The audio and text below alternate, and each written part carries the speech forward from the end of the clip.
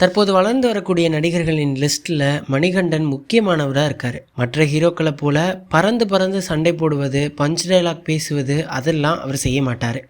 யதார்த்தமான திரைக்கதை தான் அவருடைய சாய்ஸாக இருந்துட்டு வருது. இதை அவரே ஒரு பேட்டியில் சொல்லியிருக்காரு.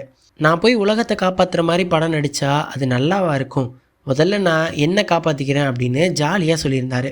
அப்படியே அவர் தேர்ந்தெடுத்து நடித்த குட் நைட், குடும்பஸ்தன் என எல்லாமே ஹிட் வரிசையில் இணைந்திருக்கு. உண்மையில் மக்கள் தியேட்டருக்கு வரவழைத்த படங்களும் இதுதான். அந்த வரிசையில் தற்போது அவர் அடுத்தடுத்த படங்களில் கமிட் செய்து நடித்து வராரு. எல்லாமே குடும்ப ஆடியன்ஸை இம்ப்ரெஸ் செய்யும் கதைகள் தான்.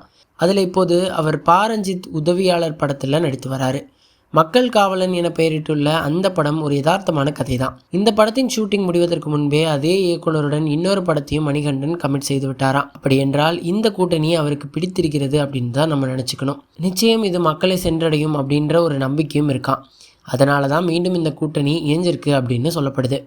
இந்த படம் வெளிவந்த பிறகு அவருடைய அடைமொழி பெயராக கூட மக்கள் காவலன் மாறலாம் அப்படின்னு சொல்லப்படுது. விஜய் சேதுபதி எப்படி மக்கள் செல்வன் என்று அழைக்கப்படுகிறாரோ அதே போல் மணிகண்டன் மக்கள் காவலனாக மாறிடுவார் அப்படின்னு பல பேரால் சொல்லப்பட்டுட்டு வருது.